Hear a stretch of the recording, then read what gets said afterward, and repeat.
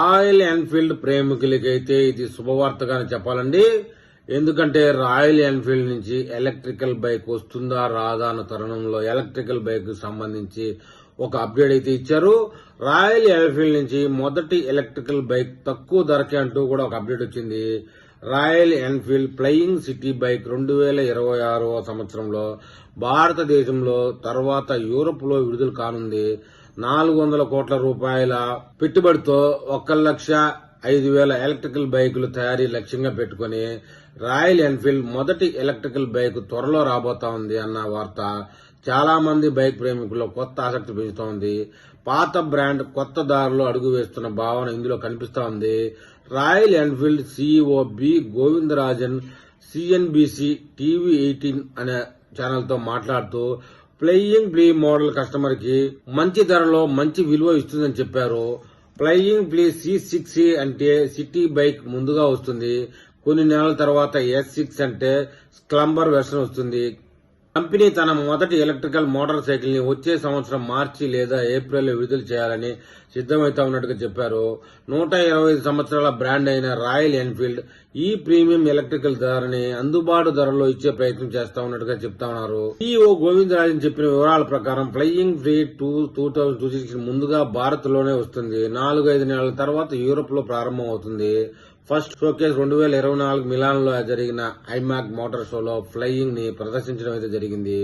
ఈ సంవత్సరం company melon లో ఫ్లయింగ్ ఫ్రీ స్లంబర్ ను చూపించింది. వెంటనే గోవాలో జరిగిన మోటావర్స్ ఫెస్టివల్ లో ఈ మోడల్ కూడా ప్రదర్శించడం జరిగింది. అయితే FIR S6 తేలికగా ఉండే city and adventure motor cycle S6 కి యూవిడ్ ఫ్రంట్ వర్క్, 19 అంగుళాల ఫ్రంట్ వీల్, 18 అంగుళాల rear wheel, high torque motor, ఎండ్యూల్ స్టీల్ సీట్ ఉన్నాయి. ఈ బైక్ కి Qualcomm Snapdragon processor support ఇస్తుంది. దీనివల్ల 4G వైఫై బ్లూటూత్ కనెక్టివిటీ వస్తాయి. బైక్ లో ఇంటిగ్రేటెడ్ నావిగేషన్, ప్రత్యేక off road mode, lean angle sensing, traction control ఫీచర్లు ఉంటాయని చెప్తా ఉన్నారు. గోవిందరాజన్ చెప్పిన ప్రకారం 400 మంది నిపుణులతో కూడిన ప్రత్యేక team electrical flying free project పై పనిచేస్తుంది. ఇప్పటి వరకు 2 ఎలక్ట్రికల్ మోటార్ సైకిళ్ల డెవలప్మెంట్ కోసం 400 కోట్ల రూపాయలు పెట్టుబడి పెట్టారు. అందులో 120 కోట్లు ప్రత్యేక R&D ల్యాబ్ కోసం ఖర్చు అయ్యాయి. వల్లాం ప్లాంట్ లో కంపెనీ ఎలక్ట్రికల్ వాహనాల తయారీ లైన్ ఏర్పాటు చేసింది.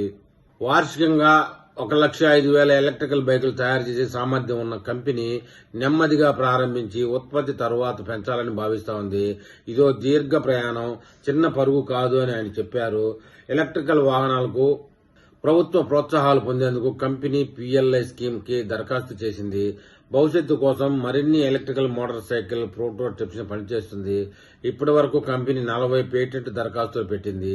ప్రస్తుతానికి కంపెనీ పెట్టుబడుల్లో ఎలక్ట్రికల్ వాహనాల వాటా 10-12% మాత్రమే ఉన్నప్పటికీ క్రమంగా పెరుగుతుందని గోవిందరాజన్ చెప్పారు. ICE వాహనాల డిమాండ్ ఇంకా పెరుగుతున్నందున వాటిలో పెట్టుబడి పెడతామని కొనసాగిస్తామని తెలిపారు.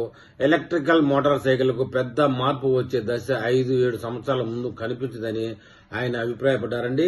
ఫ్లయింగ్ ఫ్రీ బ్రాండ్ కి బాహ్య పెట్టుబడి తీసుకొచ్చే యోచన లేదని ఆయన కూడా స్పష్టం చేశారు. ఈ బ్రాండ్ కి ప్రత్యేక గుర్తింపు, ప్రీమియం డిస్ట్రిబ్యూషన్ ఛానల్స్, ప్రత్యేక మార్కెటింగ్ తో రాయల్ ఎన్ఫీల్డ్ పూర్తి సపోర్ట్ ఇస్తుందని చెప్పారు.